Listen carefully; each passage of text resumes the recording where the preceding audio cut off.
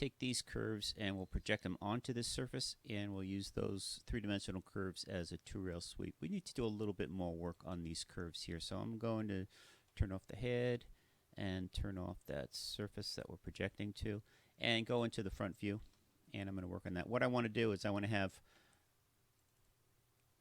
this curve on the top be continuous, right? So it loops around here. So I'm going to use this split, and I'm going to split this curve and this curve with this curve and this curve. Okay, so now I have this part, and I'm going to hide that for now and hide that for now, and I'm going to use the join command and join that and that and that and that. Okay, so I have that as one loop, and it's a loop because this is connected here. Now, watch what happens when we project it. We don't have to, that's not something we're going to deal with because we're in this view, and let me show the rest of those curves. Right, those are there. So now, this is crucial. I want to project these curves, but it will only work in this orthographic view. So when you're working, make sure that you're doing it, and if you project here, it won't work.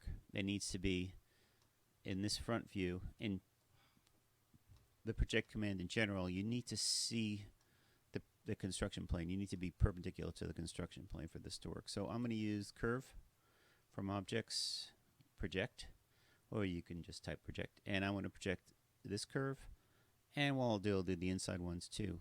Enter onto this surface and give it an enter, and now it's highlighted in that view, and if we go into our perspective, there are curves, and it's looking a lot more like a wraparound pair of glasses now from this front one. Now, it's really hard to edit these curves in three-dimensional space, so if you're not happy with the way they look, delete them, edit your flat curves, and reproject them, and you'll get that nice, those curves sitting on that surface. So what we want to do is create a two-rail sweep from these, right? So I'm going to hide this one here. And so I have a rail and a rail, and I need a cross section. So we'll come in here with one of our tricks. I'll put a line here and here, and I will put in ellipse. Now again, with this ellipse, you've got to be really observant about its orientation. Do a center, and we'll come in here and go here, and now because an ellipse will give you an illusion, it looks right, doesn't it? Yeah, it looks pretty good, except it's not, right? Because it looks, so I drew it like that. Now I could change a construction plane and not have to go through this, but I kind of just, actually I don't feel like doing it. I could just rotate it. So I have this, and let's give this a rotate 3D. And right up there. Put this here. And I'll give it a 90, and that's the orientation we want. It's a little fat. I'm going to just pull it in a little bit. Again, this is judgment. This is a judgment call. I'm just pulling it in. Because from doing this exercise before, I know that what's going to happen is it's going to scale this ellipse between these two. So at this point, it's going to get pretty bulgy, but we'll deal with that in a second. So I'm pretty confident on my symmetry, so I'm not going to do one on the other side. I'm just going to do a sweep, two rails, rail, rail, cross section, enter, enter, and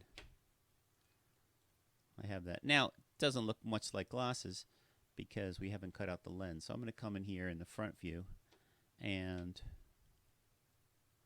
let's go in a wireframe. And what I want to do is I want to cut out this outside part. So I'm going to split this. And I'm going to split my shape here with that one there and that one there. And I'm just going to delete that. And right, so I went to wireframe because my curves were inside of that. So there is looking like a glasses frame. And if I turn back on this surface, right, this we'll use for the lens. So I want to just close this up now. I have, I don't want these open edges showing. So what I'm going to do is come back to our go-to command of a blend surface. And got a good loop there. And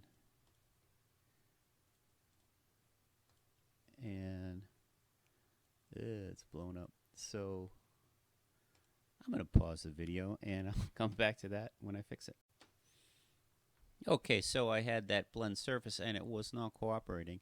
So usually what happens is if you get something like that where it gives you some bizarro result, it means you haven't gotten a closed loop. So I just went and troubleshot and said, well, you know what? I can't really see that well in this purple, so I'm going to just change this color to black. So now it's a lot easier to see what's going on. So I'm going to do that blend surface again and really look at it. Remember, you need to really study it. So like that looks like a good closed loop. I'll take an enter, and there's my opening. Right there was the problem, which I didn't see last time. And I have that, and there's my preview. That's looking good. And I'm going to come here, and I just want to bring this down all the way. I don't want it to be bulgy and puffy. I just want to close that surface out, and I get a nice tangency on that side. And I could mirror it, but because I want to just demonstrate it, I'm going to right mouse, pick it up again. And I have that same issue there, and that one. And now, interestingly enough, this one, even though the curves are symmetrical, this one came in as a fully closed loop. Go figure. And I'll take that one. All right, so there is the frames, and right from that, and let's turn back on this surface here. And now I want to make a lens, and I have a lens. I'm going to use this, and I'll keep it as a single surface for the sake of expediency. Right, in real life, this we'd need to make this if we were making a real model of this. This would need to have thickness, but for our renderings, this gives us a nice closed surface that mates right in there. Mid-plane right to that. So I'm going to use the split command, and I'm going to split this surface with these blends I made, that one and that one, and hide that, and that's looking pretty good. Now we can come back in here and cap that off, and we can do, let's join this up here, join the blends.